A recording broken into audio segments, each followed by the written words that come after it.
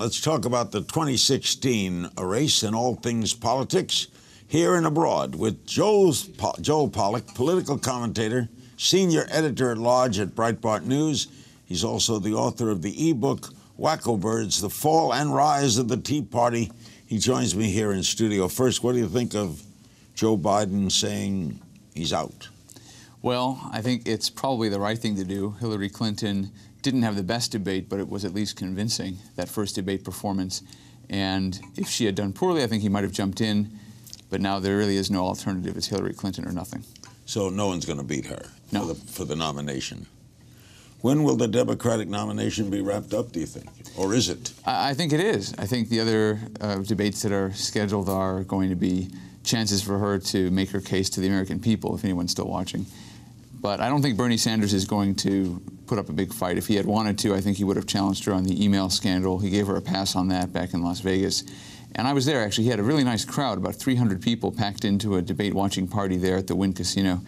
They love him. They like the issues he's raising, the things he's talking about. But I don't think he's really serious about trying to dislodge her from the lead. He'll put up a big fight in states like New Hampshire, but she's basically got to walk right now. Did you expect O'Malley to do more? I think so. I think so. He's struggling, and I think that, you know, he's also got a track record that's troublesome. It's not his fault that this happened, but the problems in Baltimore with Freddie Gray and Black Lives Matter, I think, put a bit of a tarnish on his record. The Republicans, might they go to convention without anyone? It could be. It could be. Yes. That'd be a riot. We haven't had that in a long time. Right. Mitt Romney's talking about jumping in at a brokered convention, so we'll see. Your take right now on the phenomena that is Donald Trump, and it has to be called that. It's amazing. You know, I have a lot of liberal friends on Facebook and people I know from high school, college, my community, my family, and every once in a while someone will write to me and say, you know, I'm thinking about voting for Donald Trump, and it's really amazed me, but he's got a kind of cross-party appeal. Maybe it has to do with being a celebrity. Maybe it has to do with just speaking plainly in language that ordinary Americans use around the dinner table and not in these political formulations. But he's definitely reaching people. I think if there is any Republican that has a shot at beating Hillary Clinton, it's probably Donald Trump. Now, whether he agrees with the party on the issues, whether he's got the best policies, it's an entirely different issue. But you think he would be the only one at this point who could beat her? Right now, yes. I think that other candidates would put up a good fight.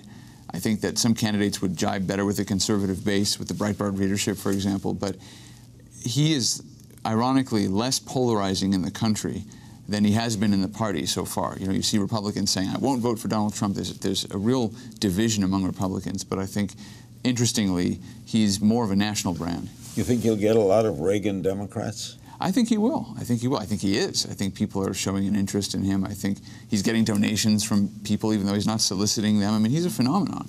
Paul Ryan, is he going to accept the speakership? Are they going to give it to him? I think they will give it to him. It surprised me because I don't think he's really that kind of a political creature. I think he likes to be a policy wonk. I don't think he wants to bang heads together, get people to vote this way and that on particular bills.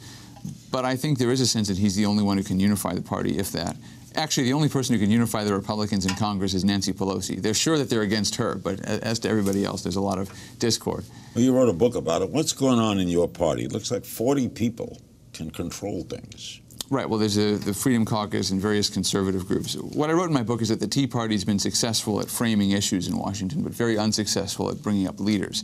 And you see that here. You know, they're uncomfortable with Paul Ryan because he's taken more liberal positions on immigration lately, for example, than the conservative base would want. But when you ask them who their alternative candidate is, they don't really have anybody. And that's really been the problem, is that the Tea Party has been very unsuccessful at cultivating its own leaders. Partly that's because Tea Party leaders are more inclined to opposition. They're not so comfortable with being around the table of leadership. They're uncomfortable with some of the compromises that involves. So they're stuck. And Ryan really, since he was the party's nominee in 2012, since he did develop a strong conservative fiscal record over the last several years, he's really the only person who can speak to all those factions. But it is going to be a rough ride. We've got about a week to go. Who's the Tea Party for?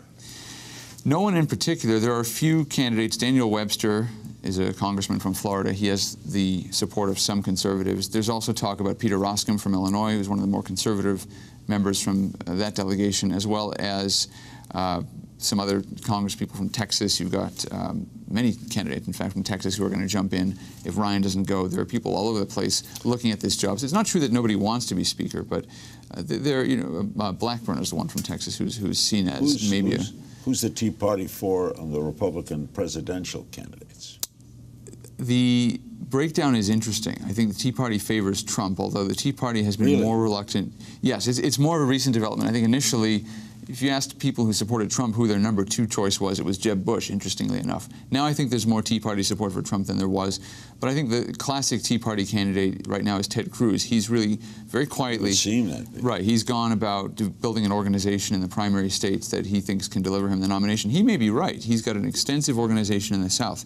But the big underreported story of this campaign cycle has been how Donald Trump is organized in New Hampshire and in other places. He's got a good organization in some places too. So he's not just a media candidacy. He's really got people on the ground pushing for him. What do you make of Jeb Bush? Jeb Bush.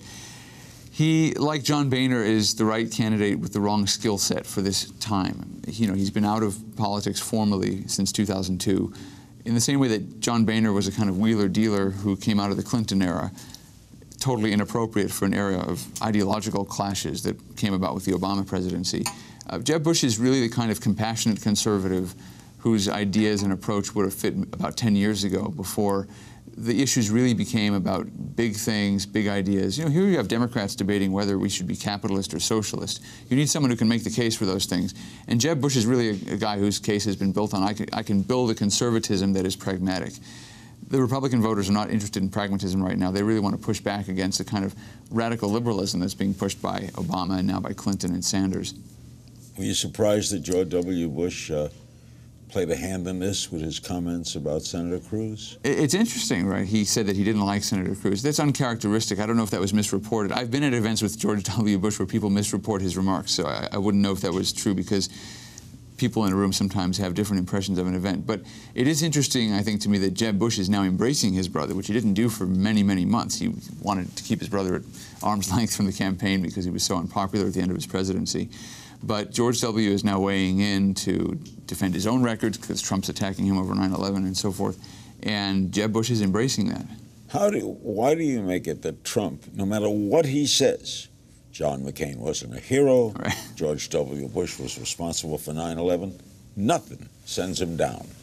He's picking issues that turn the conversation to a topic he wants addressed. Whether it's the right issue, whether his position is right or wrong, is immaterial. He wants to put Jeb Bush on the hot seat, so he makes it about George W. Bush and 9/11. He wants to talk about his issue on the veterans issue, which is something he's been pushing, so he talks about John McCain. But he always picks somebody. Rosie O'Donnell, he talked about in the first presidential debate. He picks a person, and this is a left-wing tactic, actually, that he's very good at, which is to personalize something. So he personalizes something, puts that person on the defensive, and is able to focus discussion on something he wants people to talk about. So with 9/11, he wants them to talk about how Jeb Bush is George W. Bush's brother. That's what he wants to remind people of. All right, so he says something controversial, to say the least. I think it's flat wrong. All right, let's be serious. What kind of president would he be? I don't know. I think it would depend on what kind of Congress he'd face. I have my doubts. I mean, I have objected strongly to the way Obama treats the media, for example, and I don't think that it's good for a president to abuse the media. I don't think it's good for a president to pick fights with the media. I don't think the media is always on the right side of things, by the way, but I think that the media is, or the media are, a representative of the American people, and as many tricks as they get up to, the right thing to do is always to rise above it. And I think we don't want a president who's going to get down into the trenches with the media the way that Obama did with Fox News and other people. I think it's just it's ugly. It's Has your organization, has Breitbart News, endorsed anyone? No, we haven't. We do give a lot of airtime to Trump and Cruz, and we also give space to other people when they come to us, but we haven't endorsed anybody. In another area, what do you make of what's going on in Israel? Well, it's the return to the 1920s, basically. I mean, this is where the conflict really starts, in the 1920s, when you have Palestinian leaders encouraging pogroms, basically, against Jews on a religious basis, telling Palestinian Arabs to rise up and to do so on a religious basis, citing religious sources. And we're back there again. This is the essence of the conflict. One of the reasons it's been so irresolvable is because, at least for the Palestinian side, there's a religious element to it. Whereas Israel has been able and willing to give up control of certain religious sites and territory and so forth. For Palestinians, it comes down to the Islamic injunction that once an Islamic empire has controlled a piece of territory, no one else can really control that ever again. And Islam historically was tolerant towards Jews, but never Jewish sovereignty. And so they're coming back to this religious argument. And really, it's anti-Semitic. I mean, to send people into the streets to celebrate stabbings.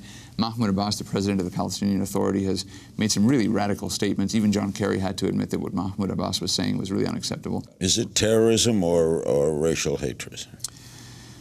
In which case, with the Palestinians? Yeah, it's both. I mean, it's terrorism because they clearly want to achieve a political objective and they want to inspire terror, literally, among the population, and they're glad that they have done that to some extent. But I think it's also a kind of racial or religious bigotry. I mean, they're drawing on that, encouraging that. Palestinian kids are taught that, the schools teach that, the leaders talk about it.